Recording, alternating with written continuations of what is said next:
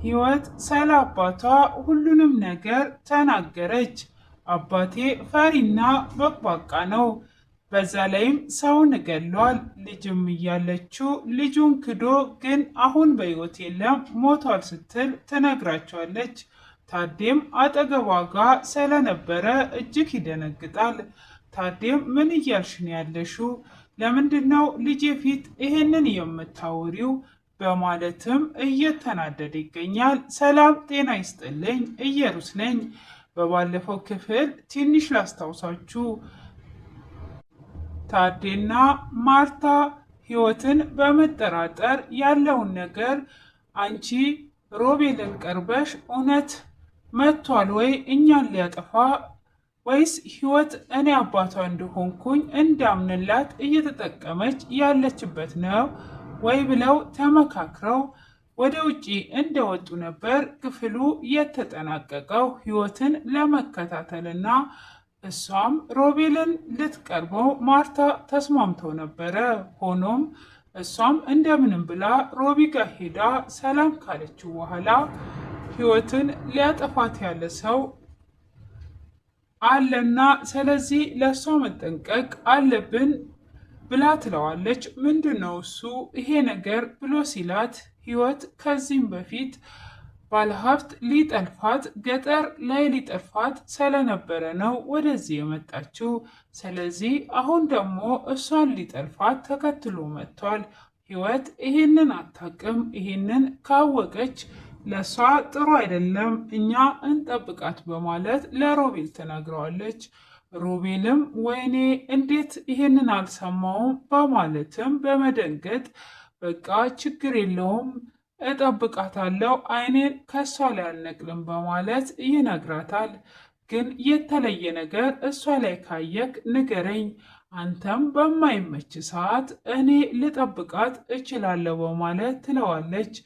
ግን ከሌላ ወንድ ጋር ትገናኛለች ወይ ብላ ስትጠይቀው አዎ ሰሞኑን 1-2 ቀን ሆኖታል፣ ከእሷ ጋር የሚገናኝ ልጅ አለ በማለት ትለዋለች። አየህ ጀርባዋን እያጠኑ ነው፣ ይሄ ነው፣ ስለዚህ ያለውን ነገር እያንዳንዱን ታሳውቀኛለህ ብላ ትለዋለች። እሱም እሺ ይላታል። እሱም እሺ ካላትና ከተለያዩ በኋላ ታዴ ከልጁ ጋራ ሳሎን ላይ ቁጭ ብለው ነበረ። ሂዊም ከትምህርት ቤት ትመጣለች። እሷም ከትምህርት ቤት እንደመጣች ራይልም ከየት ነው የምትመጪው? እስቲ ነይ ቁጭ በይ፣ አንዳንድ ነገር ስለ ራስሽ ንገሪኝ፣ በተለይ ስለ አባትሽ፣ አባት የለሽም ወይ ብላ ትጠይቃታለች። አባት አለኝ፣ ግን አባቴ የማይረባ ነፍሰ ገዳይና መጥፎና በቅባቃ ነው ብላ ትላታለች። ምን ማለት ነው በማለት ታዴ ፊቱ ሁሉ ደም ይለብሳል። እንዴ ምን እያልሽ ነው ያለሽው? ህይወት ልጄ ፊት እንደዚህ አይነት ነገር አታውሪ በማለትም ሲላት አይ ስለ አባቴ እንጂ ስለ አንተ አይደለም ብላ ትለዋለች። እሷም ካልነገርሽም ብላ ስትላት አባቴ ልጁን የካደ ፈሪ፣ በዛ ላይ ደግሞ ሰውን የገደለ ካዲና እሱ ራሱ በህልሙ ተወግቶ የሞተ እጅግ ፈሪና በቅባቃ አባት ነበረኝ። አሁን ግን ሞቷል፣ በህይወት የለም ብላ ትላለች። ሆኖም የህይወት አባት ታዴ ነው። ታዴ በዛኑ ሰዓት እጅግ እየተናደደ ፊቱም ደም ለብሶ እንዴት ነው እንደዚህ የምትይው? ካልሆነ ከዚህ ቤት ቀጥ ብለሽ ትወጫታለሽ። እንዴት ልጄ ፊት እንደዚህ ትያለሽ ብሎ ሲላት ወይኔ ልጅና አባት ናችሁ እንዴ? በታሪኩ ስምጥ ስላልኩኝ እረስቼ ነው በማለት ህይወት ትመልስላቸዋለች። ህይወትም እንደዛ ስትል እንዴ ምን እየሆንሽ ነው ብሎ ሲሏት አይ በታሪኩ እኮ ስለሰመጥኩኝ ነው በማለትም ትመልሳለች። ሆኖም እንደዛውም እያለቻቸው ከዚህ ቤት ስታስወጣኝ ያኔ እናያለን ብላ ትለዋለች። ታሪኩን ጨርሽልኝ ብላ ስትላትም ራይል አይ ታሪኩን የምጨርስልሽ አባትሽ ከዚህ ቤት አስወጥቶኝ ሻንጣዬን አዘጋጅቼ ሲሄድ ሁሉንም ነገር እነግርሻለሁ ብላ በዚህ ታበቃለች። ታዴም እጅግ ስለደነገጠ ምን ላደርጋት ይሻለኛል በማለት ኩሽና ይሄዳል። ግን ጤነኛ ነሽ ወይ? ምን እየሆንሽ ነው ያለሽው? ብሎ ይላታል። አዎ ጤነኛ ነኝ፣ ምን እየሆንኩ እንዳለው አውቃለሁ ብላ ትለዋለች። ምንድነው ከኔ የምትፈልጊው? ትዳሬን መበጥበጥ ፈልገሽ ነው ወይ? ብሎ ይላታል። አንተ ልጄ ነህ ብለህ ለሁሉም ሰው እስካላስተዋወቀኝ ድረስ መቼም አልተውም ብላ ትለዋለች። እስቲ እናያለን፣ አሁን ከዚህ ቤት ትወጫታለሽ በማለትም ሲላት ከዚህ ቤትማ ከወጣው ያለውን ነገር ሁሉ ልጅህም እንደሆንኩኝ ሰውንም እንደገደልክ ቤቱን እንዳቃጠልከው እነግራቸዋለሁ ብላ ትለዋለች። እና በዚህ ልታስፈራሪኝ ነው ወይ ሲላትም ማስፈራራት ሳይሆን አደርገዋለሁ፣ ለዚህ ልጄ ናት ብለህ ሳትጠራኝ በፍጹም ከዚህ ቤት አልወጣም ብላ ትለዋለች። እሱም መቼም ቢሆን ልጄ ነሽ ብዬ ልጠራሽ አልፈልግም፣ ይሄ ትዳሪ ነው በትነው፣ ስለዚህ አሁን አርፈሽ ተቀመጪ ብላት ጥሏት ይሄድና ግራ ይጋባል። ፍርዬም እውነት ታዴ ከሌላ ልጅ ይኖሮ ይሆን ወይ? መቼ ተለያየን? ምናልባት ገጠር ረፍት በሄደበት ሰዓት ይሆን ወይ?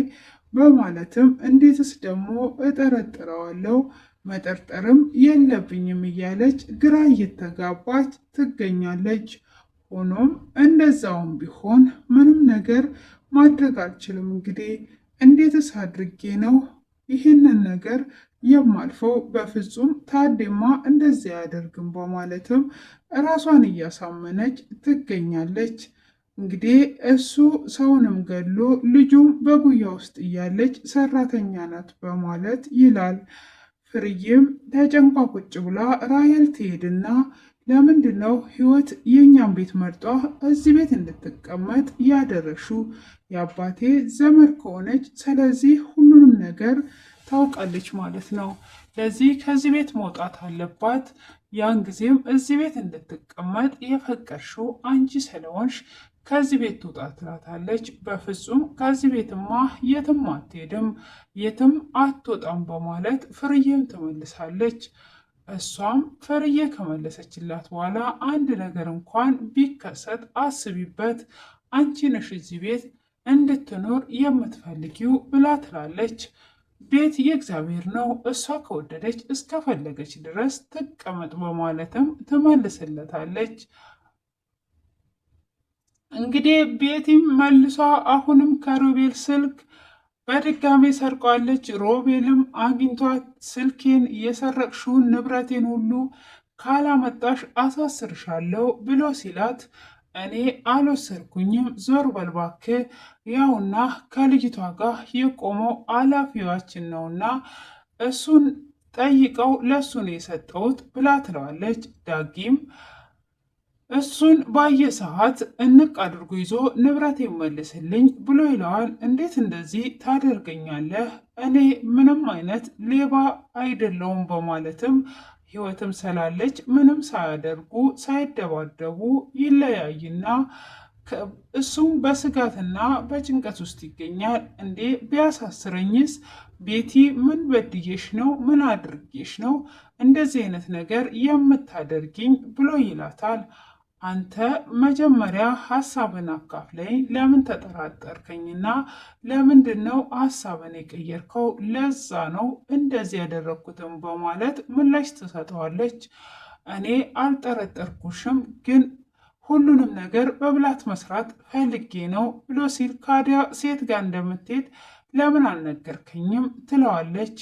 እኔ ሴት ጋር ሳልሆን የሄድኩት ለመጣውበት ዓላማ እሷን ማግኘት ስላለብኝና ሁሉንም ነገር ላጣራ ስለፈለግኩ ነው ብሎ ይላታል። አሁንም ሰርቀሹ መጣሽ ማለት ነው ብሎ ሲላት፣ አዎ እሱ አይኖቹም ሆኑ ልቡ ልጅቷ ላይ ስለሆነ ስልኩን ደግሜ ስሰርቀው አላየኝም ነበረ። ሌብነት ደግሞ ለእኔ ስራዬ ነው። ስለዚህ አሁን ወስጄ አስተካክዬ ጆሮውን እላለሁ በማለትም ትመልስለታለች። እሱም ህይወትን ስለወደዳት የሮቤል ፍቅረኛ እንደሆነች አያቅምና እሱ እንደዛ ብላ ስትመልስለት ተናዶም ከእሷ ጋር ይነሳል። እሱም ከእሷ ጋር ከተነሳ በኋላ ምን እየሆነ ነው ያለው እያለች ትገኛለች።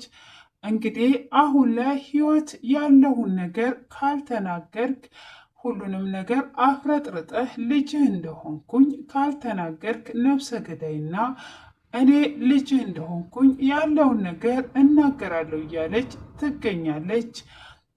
እዚህ ጋር እንግዲህ ማርታም በፍርሃት ውስጥ ነው ያለችው። ከመቼ መቼ ተገደልን፣ ከመቼ መቼ ሞትን እያሉ እየፈሩ ነው ታዴና እህትየው ማለት ነው። እንግዲህ በዚህ አይነት ሁኔታ ውስጥ እየተጓዙ ነው። ህይወትም አሁን ላይ መቼም አልተውም፣ አባቴን አስፈራርቸውም ቢሆን ልጄ ብሎ እንዲጠራኝ አደርጋለሁ ብላ ለሮቤልም እየነገረችው ነው። ሮቤልም እንዴ ለምንድን ነው የምታስፈራሪው? እንደዛ ከሆነ እኔ ላስፈራራልሽ ብሎ ይላታል። እሷም አንተን የሚፈራክ አይደለም በማለት እኔንም ባይፈራኝ ሆኖም በሽጉጥ አስፈራራዋለሁ በማለትም ይመልስላታል። እሷም እንደዛ ብሎ ሲመልስላት አይ ተው፣ እኔ እንደዚህ እንደመፎክረው አይደለም፣ ከጥቂት ጊዜ በኋላ ልጄ ናት ብሎ እንዲናዘዝ አስደርገዋለሁ በማለትም ትገኛለች ማለት ነው። ውድ የተከበራችሁ የኢየሩስ ቤተሰቦች እንግዲህ ንፋሱ ይዞን እየመጣ ነው ማለት ነው። እንደምሰሙት እንግዲህ ቆርቆሮ አላገኘም እንጂ ቆርቆሮ ሊያነሳ ነው። እኔን ራሱ ሀሳቤን በመሀል እየሰረቀ ይገኛል። እንግዲህ ህይወት ቆርጧ ተነስታለች ማለት ነው። እንደነገርኳችሁ መቼም እንደማትተው ተናግሯለች። እንግዲህ ማርቲም እዚህ ጋር እየሰራችው ወንጀል እያስፈራት ይገኛል። በህልሟ በእውኗ እየሄደች እንግዲህ ሰውን ገሎ ሸሽቶ መኖር እንደማይቻል በጊዜውና በሰዓቱ ባለቤቱ እንደሚመጣባት ያላወቀችው አሁን ፍራቻ ላይ ይገኛሉ። በዚህ አይነት መልኩ ክፍሉ ተጠናቋል ማለት ነው። እንግዲህ ቀጣይ ላይ ሂዊ ምን ልታደርግ አስባ ነው? በዚች በጥቂት ቀን ውስጥ ልጄ ናት ብሎ ካልተናገረ አልተውም ብላለች። እንግዲህ ልትነግራቸው ፈልጋ ይሆን? ይህም ሁሉ ካደረግኩኝ በኋላ ነው ከዚህ ቤት የምወጣው እንጂ በፍጹም ከዚህ ቤት አልወጣም ብላለች። እንግዲህ የምንጠብቅ ይሆናል ማለት ነው። አሁን ላይ ሮቤልንም እንግዲህ እንደምንም ብላ ማርታ አሳምነዋለች። ህይወትን የሚጠፋ ሰው ስላለ ከጀርባዋ ያለው ሁሉ እያጠራ ንገረኝ፣ ግን አደራህን ህይወት እንዳሰማ። ህይወት ከሰማች ትደነግጣለች። እሷ ትምህርቷን መማር ስለምትፈልግ ብላ በዚህ አይነት መልኩ ብለዋለች ማለት ነው። እንግዲህ ሮቤልም ህይወት ሳሰማ እንደምንም ብዬ አይናውን ከሷ ላይ ሳልነቅል እጠብቃታለሁ በማለት ቃል ገብቷል። እንግዲህ የዛሬው ድራማ ይህንን ይመስላል። ውድ የተከበራችሁ ቤተሰቦቼ እንግዲህ በድጋሚ ደግሞ በአዲስ ቪዲዮ እስክንገናኝ ድረስ ሁላችሁም ባላችሁበት የእግዚአብሔር ሰላም ይብዛላችሁ። እንግዲህ ከንፋሱ የሚጠብቃችሁ ማለት ነው። ዝናብ ዘንቦ ረጠብ ቀዝቀዝ እያደርገን እያልኩኝ ከወዲሁ እንለያያለን። መልካም ቆይታ። አመሰግናለሁ። ባይ ባይ።